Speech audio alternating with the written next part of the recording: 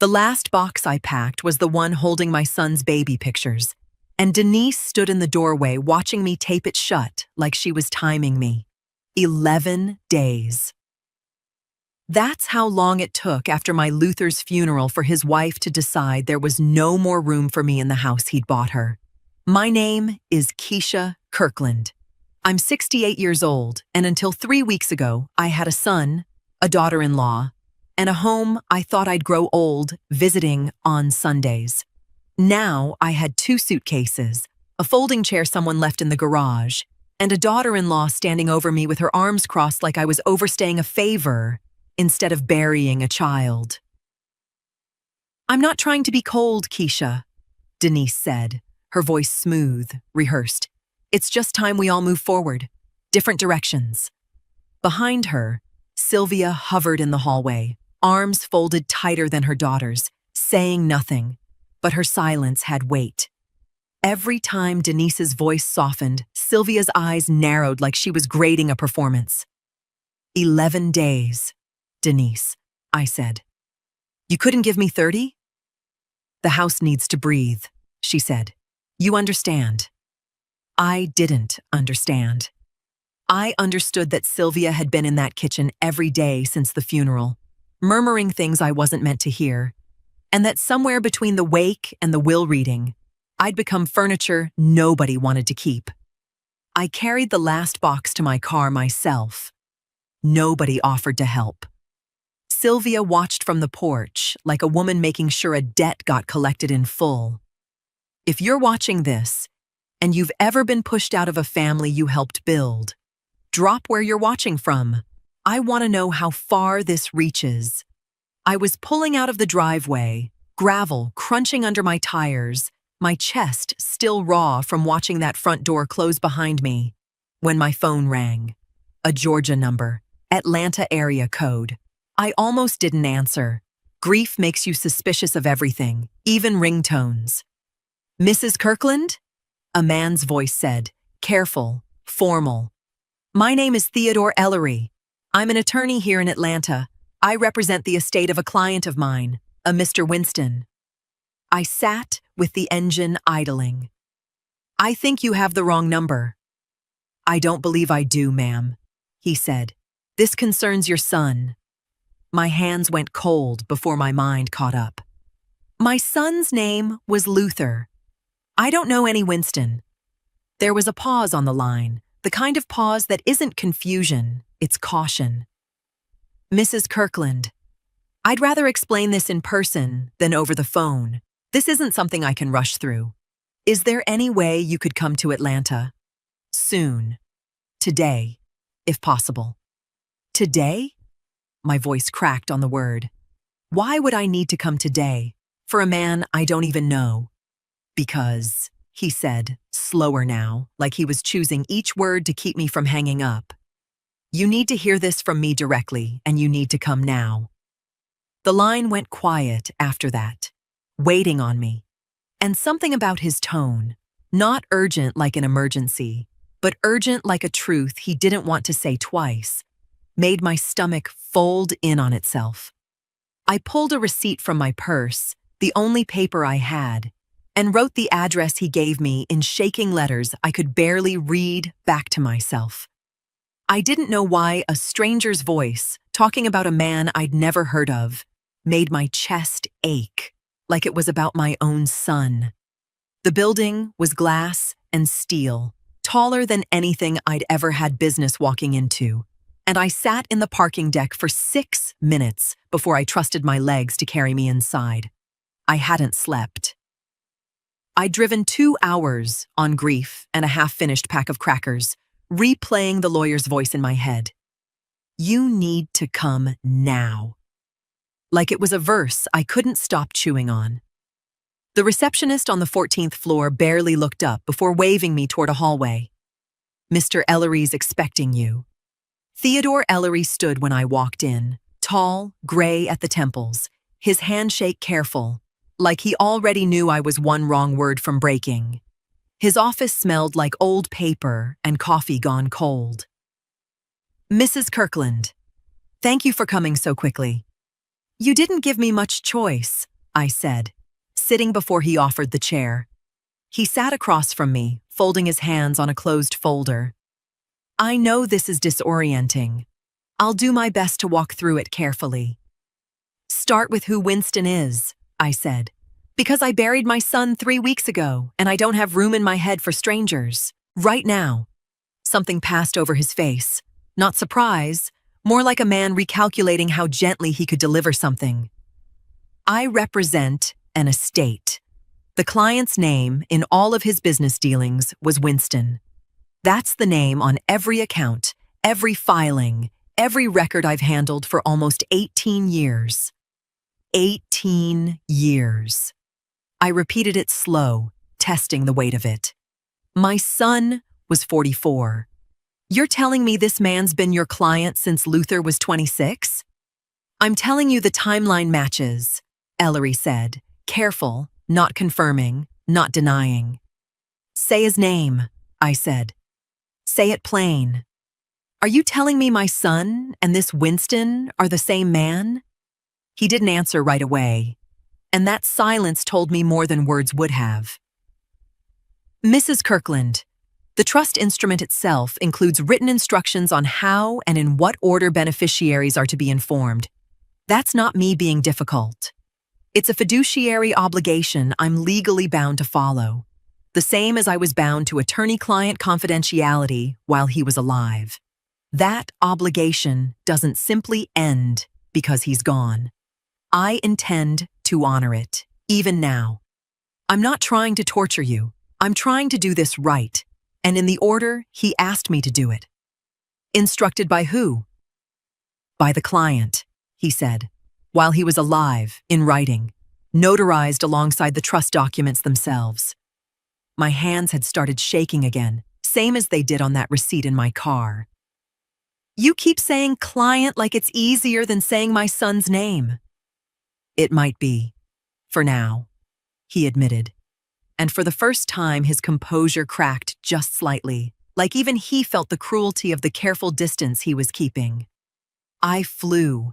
I drove 2 hours on nothing to sit in this chair, I said, my voice rising despite myself. You called me. You said I needed to come now. So whatever you've been told to hold back, I think it's time. Ellery studied me a long moment, like he was measuring whether I could take what came next. Then he reached for the folder in front of him, the one he hadn't opened since I walked in, and slid it across the desk toward me. On the tab, in plain black print, was a name, not Luther. A name I had never once heard my son use in 44 years of knowing him. I stared at the name on that folder until the letters stopped making sense, Winston, and I still hadn't touched it when Ellery finally spoke again. Before you open that, he said, I need you to understand what you're looking at. Otherwise, it won't make sense. Nothing about today makes sense, I said. Try me anyway. He opened a drawer and pulled out a second folder, thicker, spiral-bound, the kind of thing that looked like it had been assembled by an accountant, not a lawyer. He set it beside the first one, but didn't open it yet. 18 years ago, a business was formed, a warehousing operation near College Park, freight storage, logistics contracts, distribution work. It's still operating today. A warehouse, I repeated, like saying it twice would make it land differently. A profitable one, Ellery said, structured from the beginning, as the sole asset funding an irrevocable trust. I don't know what that means. It means the moment that trust was signed, your son gave up personal ownership of everything inside it. Legally, from that day forward, it belonged to the trust itself, not to him. And under Georgia's revised trust code, an irrevocable trust like this is never required to be filed with any court or recorded in any public registry the way a will or a deed would be. He paused, watching my face. That's the part that matters most here. It's not that this was hidden through deception. It's that Georgia law was never designed to make this kind of structure searchable in the first place. Anyone looking for Luther Kirkland's name would have found exactly what he owned publicly. Nothing tied to this. Not because he covered his tracks, but because the law itself doesn't require a trail to exist. I opened the spiral-bound folder myself this time. Numbers stretched down page after page. Dates, deposits, contract renewals. Years of them, going back further than I could easily count in my head. Saturdays, I said quietly, more to myself than him. Ma'am? My son drove to Atlanta every Saturday. 20 years, near enough. I used to ask him what kept pulling him down here, and he'd say work. Extra shifts. I believed him because he never gave me a reason not to.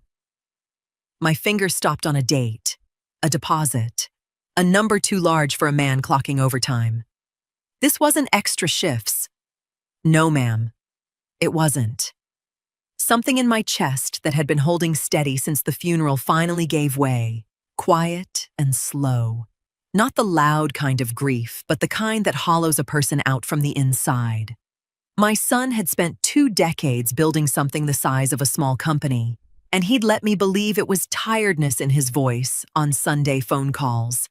Not a second life, humming along 60 miles from home. Why? I said, and my voice broke on the single word. Why hide something like this? From his own mother? Ellery didn't rush to answer, and when he did, his voice had softened, like he was handing me something breakable. I think you'll understand more once I show you the rest. There are things a ledger can explain, and there are things it can't.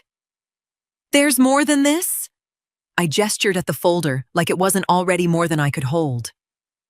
There's one more thing, he said, standing slowly, buttoning his jacket like the moment required it. But it isn't a document.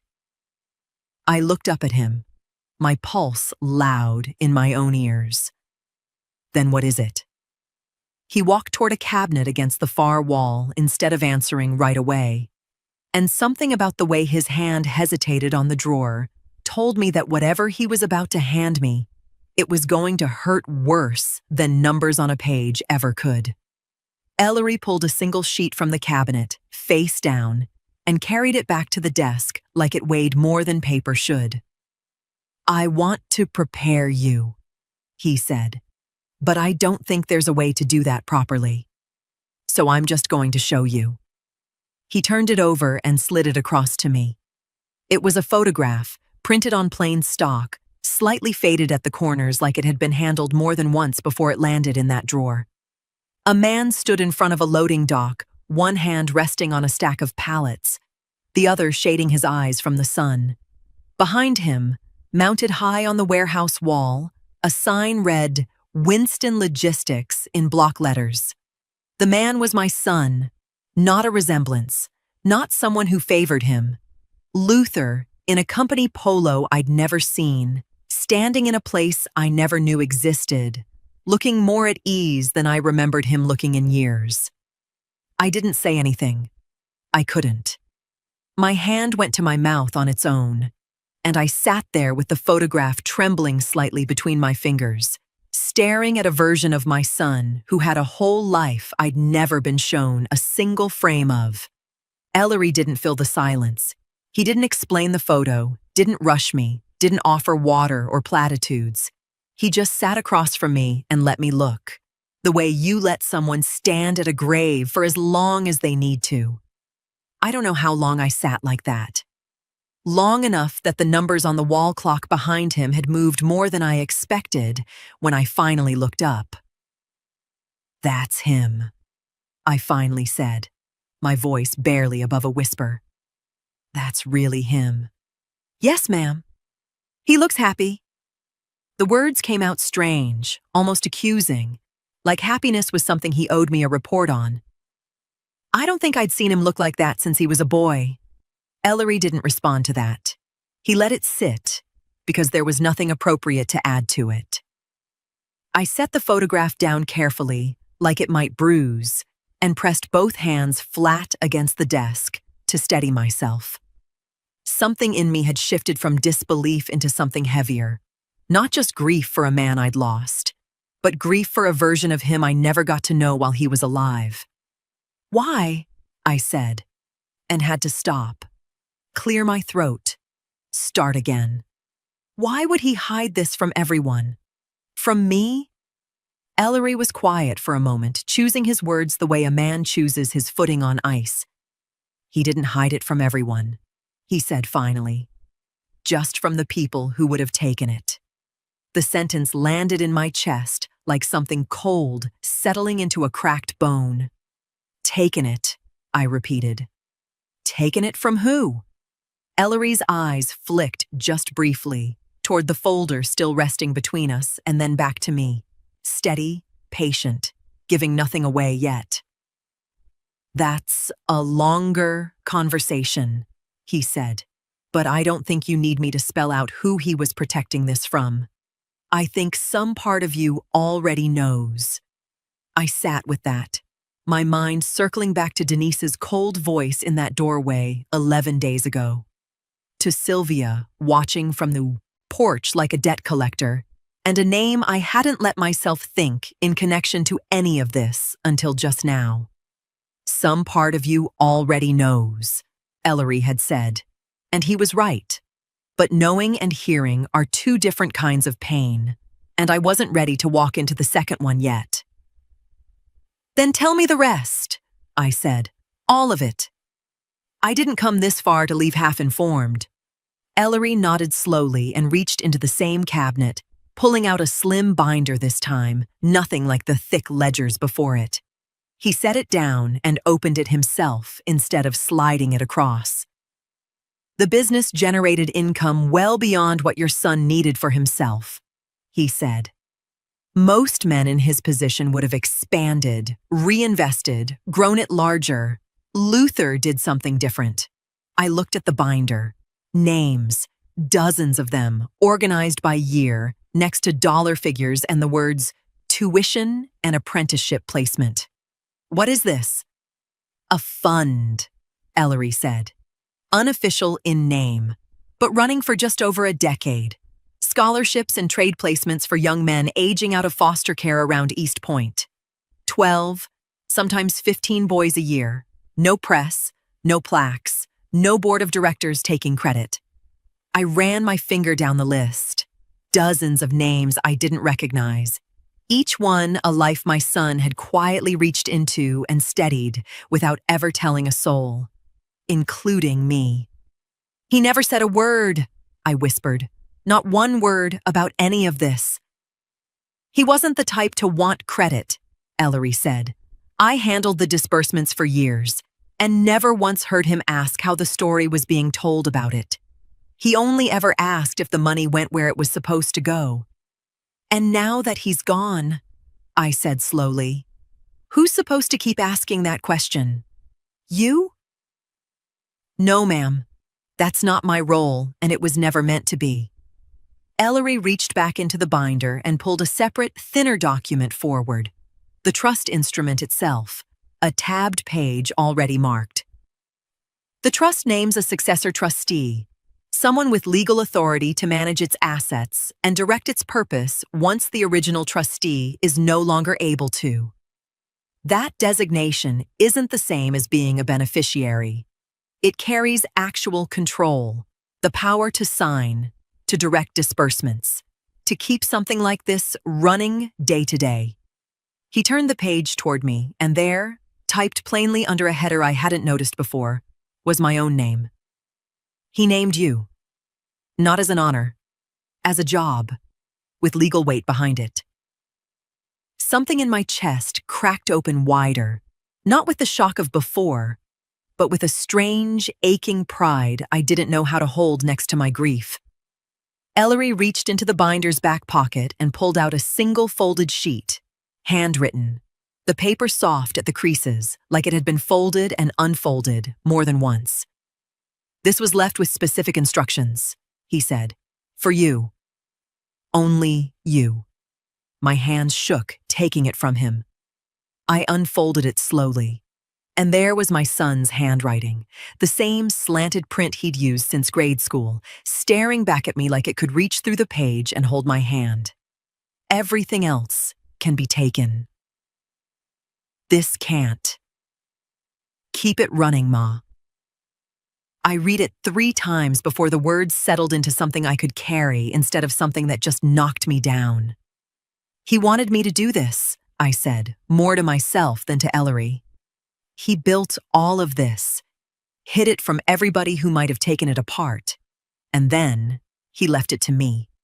Not just the money, the job, and the right to actually do it. That's how the document reads. Yes, Ellery said quietly.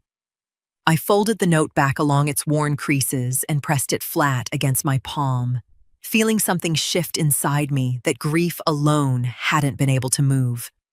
How many, I said, looking up at him, are depending on this right now? Today? This year? How many of these boys are waiting on a payment that might not come if something happens to any of this? Ellery's expression didn't change, but something in his silence told me the number wasn't small, and that the clock on it hadn't stopped just because Luther had.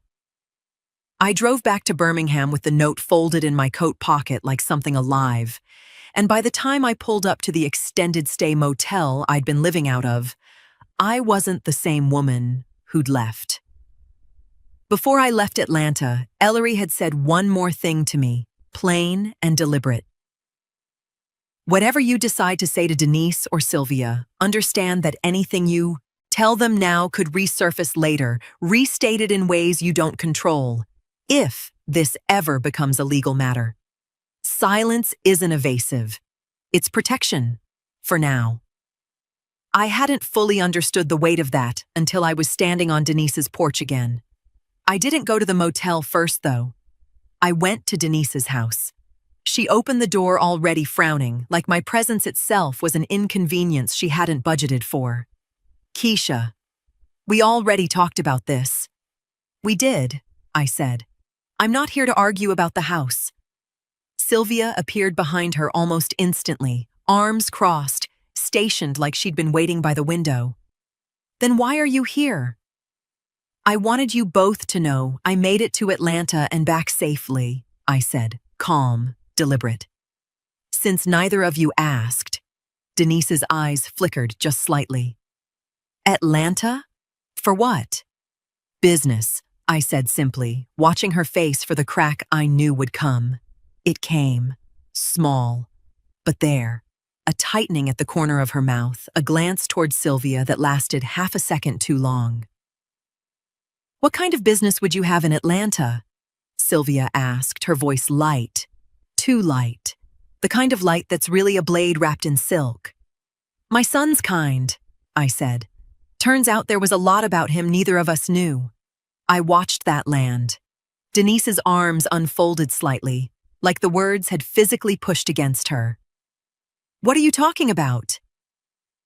I'm not here to explain myself to either of you, I said, keeping Ellery's warning close in my mind.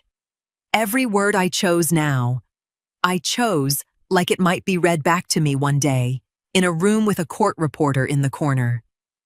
I just wanted you to know I'm not the woman you put out on the porch 11 days ago. Things have changed. Keisha, if there's something going on, you need to tell us, Denise said, real unease in her voice instead of practiced calm. I don't need to tell you anything, I said. I didn't need to 11 days ago either, remember? You made that very clear. Sylvia's jaw tightened. Don't come here playing games with my daughter. I'm not playing anything, I said. I'm just letting you know I'm not disappearing quietly. Whatever you thought this was, it's bigger than you assumed. Denise's eyes darted to the door frame like she wanted something solid to hold on to. Bigger how? Keisha, if this is about money, it's not about money, I said. Not the way you're thinking it is. Then what way? Sylvia cut in, sharper now, the silk gone from her voice entirely. I looked at her a long moment, long enough that she shifted her weight, uncomfortable under the silence for once instead of controlling it. That's not something I owe either of you today. I turned to leave before either of them could press further. I was halfway down the walkway when I heard Sylvia's voice drop low behind the half-closed door, pitched for Denise's ears only. "She's not bluffing," Sylvia said. "You saw her face. We need to find out exactly what that woman thinks she has." I kept walking, didn't turn around, but my pulse was loud in my ears the whole drive back to the motel. 3 days passed with nothing but silence from Denise's side of things. And silence, I was learning, could be louder than any phone call. I stayed at the motel, going through what few papers Luther had left in a box in my old room before the eviction. Insurance forms, an expired passport. Nothing that hinted at Winston or Atlanta. I hadn't expected him to leave a trail. The whole point, apparently, had been that there wasn't one. On the 4th day, my phone buzzed with a voicemail I hadn't heard ring. A woman's voice, brisk, professional. "Mrs. Kirkland, this is Farah with the office of Reginald Voss, attorney at law. We're reaching out regarding the estate of your late son, Luther Kirkland. Please give us a call back at your earliest convenience." I sat with that voicemail playing twice before I understood what I was hearing. I hadn't hired an attorney. Ellery already represented the estate, or whatever piece of it I now understood. So who was Reginald Voss, and who had called him? I didn't call back. Instead, I called Ellery's office, and his assistant told me he was unavailable, but would return my call by evening. That left me sitting with the voicemail and a bad feeling I couldn't shake, the kind that sits behind the ribs and doesn't leave when you tell it to. I thought about Sylvia's voice through that half-closed door. We need to find out exactly what that woman thinks she has. And I understood all at once that this Voss wasn't calling on my behalf. He was calling on someone else's. That evening, my phone rang again, and this time it was Ellery himself. "Mrs. Kirkland, I wanted to give you a heads up before you heard it elsewhere," he said. "My office received a call today from an attorney named Reginald Voss. He was asking general questions about the estate, timeline, structure, whether there were other claimants." "He called me too," I said. "Left a voicemail. I didn't call him back." "Good," Ellery said. "I'd recommend you don't, not without me on the line. These kinds of calls are usually testing the water before something more formal follows." "Formal like what?" "Like a legal claim," he said, careful, measured, the same tone he'd used sliding that folder across his desk. "I can't say for certain who retained him or why yet, but someone is asking questions that suggest they believe there's something to contest." My stomach turned over slow, thick, like something cold settling in it. "Denise," I said, "or her mother." "I can't confirm that," Ellery said. "But given the timing, given what you told me about the conversation at the house, I'd be lying if I said it wasn't the most likely explanation." I sat on the edge of the motel bed, phone pressed to my ear, thinking about Sylvia's tight jaw, Denise's flickering eyes, the two of them huddled behind a door I'd already half heard through. "What do I do?" I asked, quieter than I meant to. "For now," Ellery said, "nothing. Let them come to us. But I wanted you prepared, because if this moves further, it won't stay quiet for long." I thanked him, hung up, and sat there a long moment with the phone warm in my palm, the voicemail from Farah still sitting unplayed a third time in my inbox, and a feeling creeping up my spine that whatever Sylvia was building on her side, it was moving faster than I'd given her credit for. Ellery asked me back to his office 2 days later. No explanation beyond, "There's something you should be present for." And I drove down with my nerves already worn thin from the Voss situation still hanging unresolved. The waiting room on the 14th floor had one other person in it when I walked in, a teenage boy, maybe 16 or 17. sitting stiff-backed in the chair nearest the window, a worn folder clutched in his lap like he was afraid someone would take it from him. He looked up when I came in, gave me a quick once-over, then looked back down at his folder. I took the seat across from him, my mind still on Sylvia and Voss, not on the boy at all. Until the receptionist called us both back at the same time. "Both of you," she said, gesturing down the hall. "Mr. Ellery will see you together." The boy and I exchanged a confused glance, and I followed him into Ellery's office. But the moment we stepped through the door, something in Ellery's face told me this wasn't the surprise I expected it to be for him. "Mrs. Kirkland," he said, "this is Elias." He said the name plainly, without a flicker of the polite confusion I'd expected from a man meeting a stranger. He knew that name already. I saw it in the way his shoulders settled, like a thing he'd been quietly bracing for had finally arrived. "I don't understand why we're both here," I said.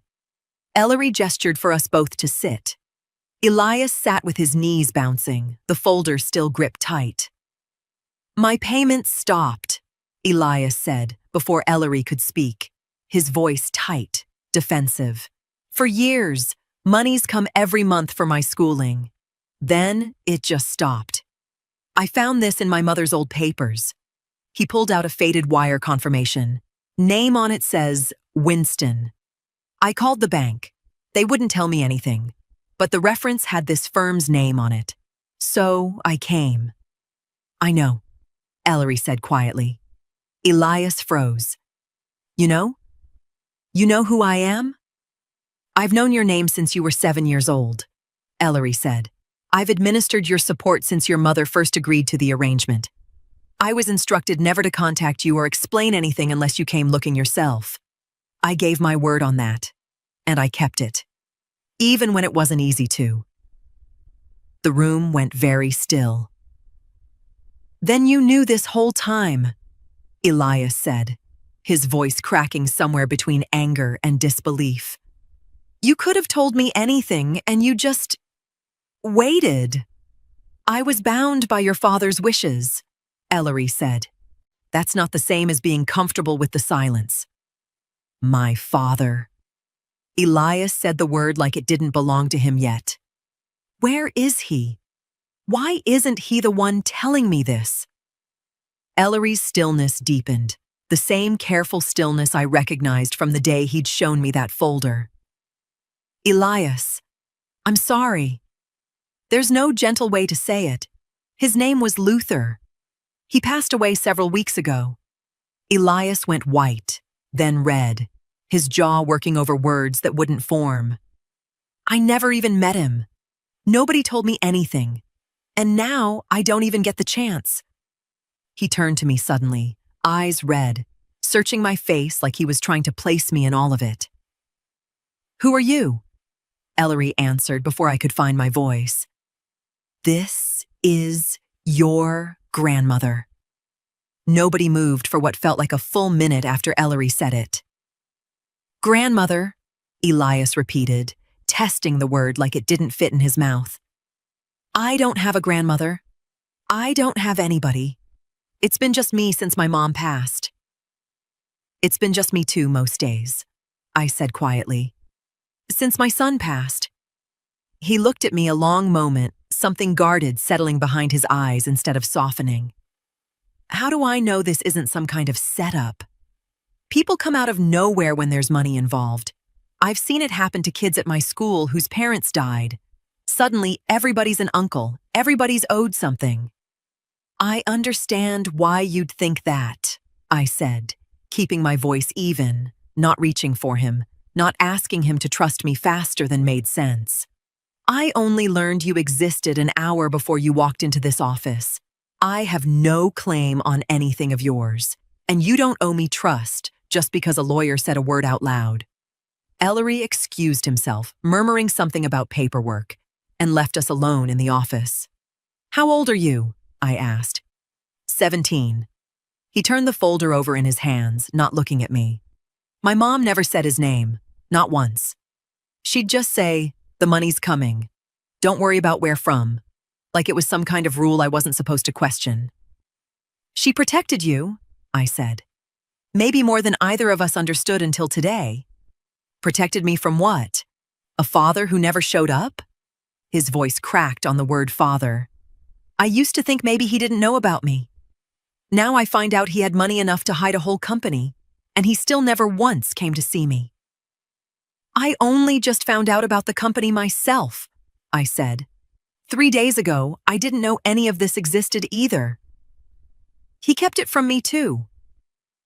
That seemed to land somewhere in him, but the guard didn't fully drop. That's convenient. You show up knowing nothing.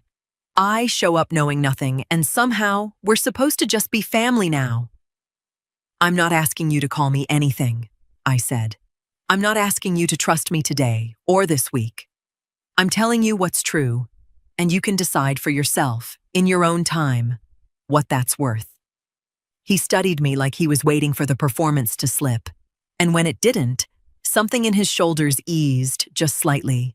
Not trust exactly, but the absence of immediate suspicion. We sat with that a while, two people who'd never met an hour ago, tied together by a man neither of us had really known the whole truth of. I wasn't ready to decide what came next out loud. It felt too soon, too much like deciding something enormous on the same day grief had cracked open twice. When Ellery came back in, he found us sitting in a quieter kind of silence than before. I need a few days, I told him, before I decide anything about how Elias fits into all this. Ellery's expression didn't shift much. I understand wanting time, Mrs. Kirkland. I do. But I have to be honest with you, I'm not sure a few days is something we still have.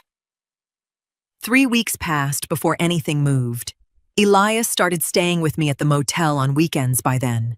Tentative, still guarded, but showing up anyway. And I'd started letting myself believe we had time to figure the rest out slowly, the way most families get to. The envelope came by courier on a Tuesday morning. Thick, official. My name spelled out in full on the front like it was already evidence of something. I sat at the little table in my motel room and read the words twice before they made sense. Petition to contest trust. Fulton County Superior Court. Denise's name was listed as petitioner. Beneath it, a claim of undue influence in the trust's creation. My hands went cold reading it, the same cold they'd gone the day Ellery first called me about a man named Winston. I called him before I'd even finished reading the last page. I received something, I said. A filing. Denise is contesting the trust.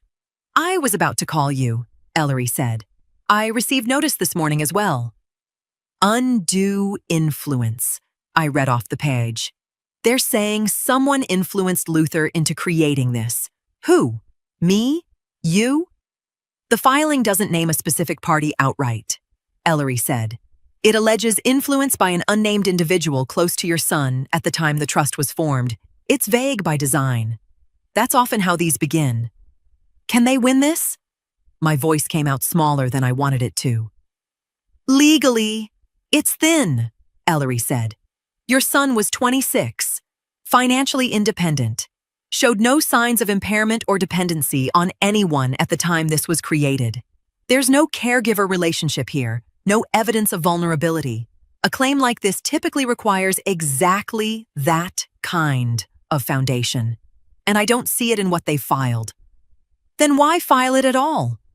Ellery paused, and I could hear him choosing his words with the same care he'd used the day he first slid that folder across his desk. Because a filing like this isn't only about winning. It's about forcing everything into discovery. Every record, every disbursement, every name attached to this trust becomes something they're legally entitled to examine. My stomach dropped. Elias. Yes, Ellery said quietly. If this proceeds, his existence becomes part of the public record. There's no way around that once discovery is compelled. I sat with the phone against my ear, staring at Denise's name typed neatly at the top of the page, and something in me went sharp and still, the grief burning down into something with edges. My own phone buzzed with another call before I'd even hung up with Ellery, Denise's number. I almost didn't answer, but something made me. Keisha. Her voice was tight, uneven, nothing like the smooth, rehearsed tone from the porch 11 days after the funeral. I need you to know this wasn't fully my idea. Your name's on it, Denise. My mother said we're not trying to win anything, she said, rushed, like she needed to get the words out before she lost her nerve. She said we just need to see what's actually there, what you're hiding. That's what she told me, word for word. And you believed that was reason enough to drag my grandson's name into a courtroom? I said, and the word grandson left my mouth before I'd even decided to claim it out loud. Denise went quiet on the line, and in that silence, I understood Sylvia had already gotten exactly what she wanted. Not a win, just a door forced open, whether Denise fully wanted it opened or not. Ellery filed a motion to dismiss within the week, arguing plainly that Denise's petition had no real legal foundation to stand on. I've laid out the timeline, he told me over the phone. Your son was 26, financially independent, no dependency on anyone, no vulnerability for someone to exploit. There's no undue influence claim without that. So it's over? I asked, allowing myself the smallest breath of relief. Not quite, he said. The judge narrowed the scope rather than dismissing it outright. They're permitted to proceed, but only far enough to identify this unnamed party they claim influenced Luther. If they can't produce a real person and real evidence, it collapses on its own. I should have felt steadier hearing that. Instead, something in his tone told me there was more. What aren't you saying? Ellery exhaled slowly. Denise's attorney submitted something in the preliminary filings. Records showing the trust's distribution schedule was quietly revised about a year into your son's marriage, right around a stretch of time you may remember him mentioning tension at home. And they've noted Luther never brought in independent counsel of his own to review my advice at any point. No second opinion, no outside attorney checking my work. My stomach dropped so fast I had to sit down on the edge of the motel bed. What does that mean? That you did something wrong? No, Ellery said, firm, without hesitation. It means I'm the only attorney who ever touched this file, which is common for a private client of modest complexity, not unusual on its own. But they're trying to build a picture. A young man, isolated during a hard year in his marriage, revising his affairs with only one advisor whispering in his ear, no one else to check whether that advice served him or served someone else. Served who? You? That's the implication they're reaching for, yes, Ellery said. It's a thin thread, but it's a thread. Enough to argue I should be questioned directly about my role rather than just the timeline of documents. I sat with that fear heavy in my chest. The first time since this began that I genuinely doubted whether any of it would hold. Elias was staying with me by then, in the second bed of my motel room, temporary until we figured out something steadier. He'd been quiet in the doorway longer than I realized, and when I hung up, he spoke before I could compose myself. I heard some of that, he said, about the case, about me being part of it now. Elias. Am I making this harder for you? He asked, his voice plain, exposed worry instead of his usual guard. If my name being in this is what's putting the whole thing at risk, maybe I shouldn't be here. You are not a burden, I said, sharper than I meant to. You are my grandson. Whatever risk exists here isn't because of you. It's because people who never earned anything are trying to take something that isn't theirs. He didn't answer, just nodded, unconvinced but willing to sit with it a while longer. My phone rang again before either of us could say more. Ellery's name on the screen. There's one more development, he said, his voice tighter than before. Denise's attorney just filed notice. They intend to depose me directly, about the timing, and about why Luther never sought outside counsel. The deposition was held in a conference room 2 floors below Ellery's office. Long table, court reporter in the corner, everything about it colder than I expected a room to feel in Georgia in July. I sat beside Ellery while Denise's attorney walked him through the distribution records line by line, his questions sharp, fishing for a crack that wasn't there. The distribution schedule was revised roughly a year into Mr. Kirkland's marriage, the attorney said. Around a period you yourself have suggested was difficult for him. Explain that timing. Minor administrative revisions like that happen routinely across the life of a trust, Ellery said, unbothered, his voice the same measured tone I'd come to expect. Distribution schedules get adjusted for tax timing, disbursement cadence, operational needs of the underlying business. This particular revision predates any dispute by well over a decade. There was nothing for me to be protecting him from at the time, because nothing was being contested. And no independent counsel ever reviewed your advice, the attorney pressed. Convenient, wouldn't you say? Not convenient, Ellery said. Common, for a client of his size and privacy needs. I'd be happy to produce comparable single counsel arrangements from other client files if the court requires it. The attorney had nothing to follow that with, and I watched the theory collapse in real time, exactly the way Ellery had promised it would. Denise's attorney turned next to Elias's file, pressing Ellery on how paternity had ever been confirmed in the first place, clearly hoping to cast the whole arrangement as assumption rather than fact. Mr. Kirkland provided documentation when the support arrangement was established, Ellery said, including results from a paternity test he requested himself years before his death, entirely independent of anything happening in this courtroom today. He paused, then added, and when the court narrowed this case to the question of an unnamed influencing party, the judge ordered an independent confirmation test as a condition of allowing Elias's file to remain part of these proceedings. She wanted no ambiguity left for either side to exploit later. That test was completed last month. The results were consistent with the original documentation.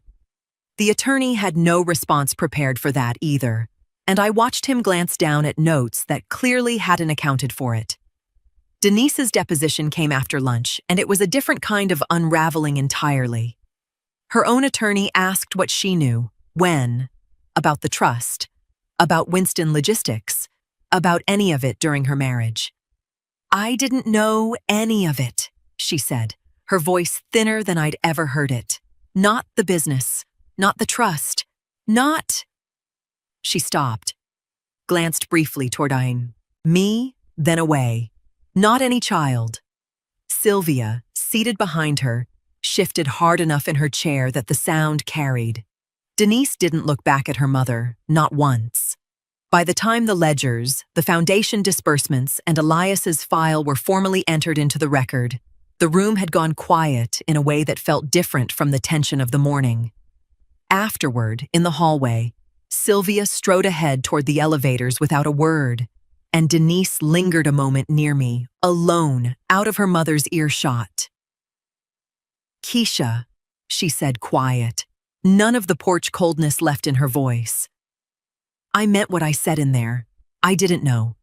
Any of it. Not the money, not your grandson. If I had known, 11 days would never have happened the way it did. I studied her face and found something there I hadn't expected to find. Not performance, not strategy, just plain regret. I believe you, I said, and meant it. She nodded once, tight, and walked toward the elevators where Sylvia was already waiting, watching us both like she suspected exactly the kind of conversation she'd missed. 3 days later, the court clerk's office called Ellery with a hearing date, and Ellery called me the same afternoon. The judge reviewed the discovery record, he said. Off the record, her clerk indicated the case looks thin, very thin, but it's proceeding to a hearing regardless. She wants the unnamed party question settled formally, on the court's terms, not dismissed on paper. The Fulton County courtroom was smaller than I expected, wood-paneled, quiet, in a way that made every rustle of paper sound loud. A woman named Ms. Pruitt sat near the front, introduced as Elias's court-appointed guardian ad litem, there specifically to protect his interests as a minor throughout the proceeding. She'd met with him twice already that week, gentle but thorough. And it was her recommendation that his direct testimony be taken privately in the judge's chambers rather than in open court. Given his age and the sensitivity of the paternity question, the judge said, I'm inclined to agree. Mr. Atwater's testimony will be heard in chambers, with counsel present. The gallery will hear only what's relevant from the record.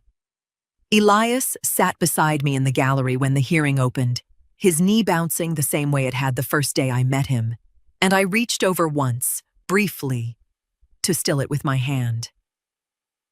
He didn't pull away. Denise's attorney opened with the same argument he'd been building for weeks, that Luther had been influenced by an unnamed party at 26, too young, too impressionable to have created something of this scale alone. Present your evidence of impressionability, the judge said, flat, unimpressed. Financial records showing dependency, medical records showing incapacity, testimony of isolation from family or normal decision-making. I've read your filings twice. I don't see it. The attorney faltered, shuffled papers, offered instead a vague assertion that the scale of secrecy itself suggests manipulation. Secrecy isn't manipulation, the judge said. Georgia law permits private trusts for exactly the reason your client is currently upset about, because they're private. That's not evidence of a crime. That's evidence of a legal structure functioning as intended.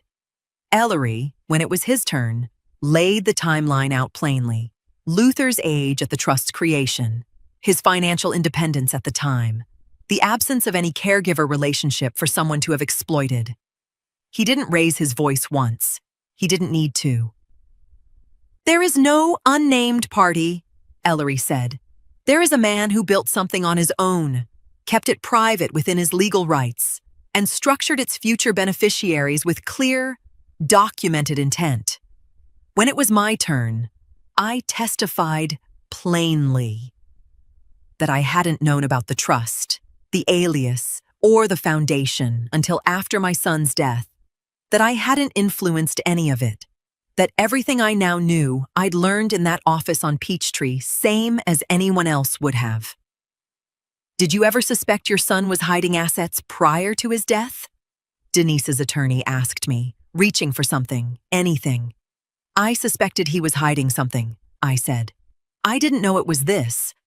I thought, if anything, there was another woman. I was wrong about the shape of it. I wasn't wrong that he was protecting something. The attorney had no follow-up for that. By the time Elias returned from chambers, pale but composed, and took his seat beside me again, the judge had heard enough to close the proceeding for the day. I'll review the full record, she said, including this afternoon's testimony. I intend to rule within the week. Elias exhaled beside me like he'd been holding his breath the entire hearing, and I reached for his hand again. This time, not to still it, just to hold it. The call came on a Thursday morning, Ellery's voice steadier than I'd heard it in weeks. The judge issued her ruling. I think you should hear it from the bench yourself. Can you come in this afternoon? I sat in that same wood-paneled courtroom with Elias beside me, his hand already finding mine before the judge even took her seat, like he knew he'd need it either way. Denise sat across the aisle, Sylvia beside her, both still as statues. Sylvia's attorney stood when the judge entered, papers squared in front of him like confidence he no longer fully owned. I've reviewed the full record, the judge said, including testimony, discovery, and the documented history of the trust in question. She let that settle before continuing. The petition alleges undue influence and lack of capacity at the time the trust was created. I find no evidence supporting either claim. Mr. Kirkland was 26, financially independent, and demonstrated clear, consistent intent across nearly 2 decades of documented decisions. There is no unnamed party. There is no impressionable young man manipulated by a stranger. There is simply a private trust, legally created, legally maintained. I felt Elias's grip tighten on my hand. The petition to contest is dismissed, the judge said. The trust instrument stands exactly as executed, including its designation of Keisha Kirkland as successor trustee, a role this court did not create and has no authority to create. It was granted by the settlor himself years before this dispute existed. And this court's only function today is to confirm that designation was never lawfully in question. The paternity of Elias Atwater, established independently through documentation and confirmatory testing entered into this record, is likewise recognized as settled fact, not a matter this court is deciding today so much as one it is simply acknowledging. Sylvia's face didn't move, but something behind her eyes did, some calculation collapsing in real time. She'd filed this to find out exactly what I had. Instead, the court had just confirmed it was mine all along, permanently, on the record, in the one place she couldn't take it back from. I didn't look at her. I looked at Denise instead. And what I found there wasn't anger or defeat. It was relief, plain and unguarded, like a woman finally set down a weight she hadn't wanted to carry in the first place. Outside the courtroom, in the hallway, Sylvia walked past us without a word, her heels sharp against the tile, same as always, but quieter somehow, like even her stride had lost its certainty. Denise lingered a moment longer. "I'm glad it's settled," she said quietly, to me, not to Elias, not performing for anyone. "I mean that." "I know," I said, and let it be enough, because some reconciliations don't need more words than that. Ellery found us a few minutes later, a slim envelope in his hand, sealed, my name written across the front in Luther's familiar slanted print. "This was in his file," Ellery said. "Instructions were clear, only to be given to you once the matter was fully resolved, not before." I stared at the envelope, my son's handwriting steady and certain across the front of it, and my hands went still in a way they hadn't been since that first phone call in my car outside Denise's house. "What is it?" Elias asked, watching me. "I don't know yet," I said, turning it over once in my hands. "I haven't opened it." I waited until we were back at the motel to open it, Elias sitting across from me on the edge of the second bed, both of us quiet in a way that felt earned rather than heavy. The envelope held 2 folded pages, Luther's handwriting filling both sides, dated almost 3 years back, long before he died, long before any of us knew to look for it. "Ma, if you're reading this, it means the trust held, and the truth finally found its way to you the way I always knew it eventually would. I'm sorry for the years of Saturdays I let you believe were just work. They were work, in a way, just not the kind I could explain over Sunday, dinner. I built Winston because I needed one thing in this world that couldn't be taken, pressured, or signed away by anybody with a louder voice than mine. I watched what happened to the duplex. I watched how easily things get taken from people who love too quietly to fight back in the moment. I didn't want to fight. I wanted to build somewhere nobody was looking. If Elias ever finds his way to you, know that I never stopped thinking about him. I couldn't be the father he needed without blowing up the life I was already failing to hold together honestly. That's not an excuse. It's just the truth. And you deserve that much from me, even late. Keep the foundation running, Ma. Not for me. For the ones still coming up behind him who don't have anybody building something quiet and steady for them. That was never about hiding. That was the only part of my life I ever did fully in the light, even if nobody was watching. I love you. I always did. Even on the Saturdays I couldn't say it to your face. Luther. I read it twice before I trusted my voice enough to speak. And when I looked up, Elias was watching me with the same careful stillness his father must have carried into that lawyer's office 18 years ago. "He mentions you," I said, sliding the second page toward him. "Read it yourself, when you're ready." He read it slowly, his jaw tight. And when he finished, he folded it back along the same creases, without a word, for a long moment. "I want to help run it," he finally said. "The foundation. Not just take from it. Actually run it. However that looks while I finish school." "He'd have liked that," I said. "More than liked it." 3 weeks later, I stood in the small conference room at Winston Logistics for the first time as its acknowledged steward. Elias beside me, Ellery across the table, walking us both through what came next. The boys still waiting on tuition, the ones aging out this spring, the quiet architecture Luther had built and hidden, and finally, at the end, handed to the two people he trusted to keep it standing. Denise sent a short message a few weeks after that, nothing dramatic, just an acknowledgement that she hoped Elias would be all right, and that she meant what she'd said outside that courtroom. I didn't need more than that from her. And I think she knew it too. Low money never built a legacy. Love did. And my son had more of it hidden than any of us ever knew to look for.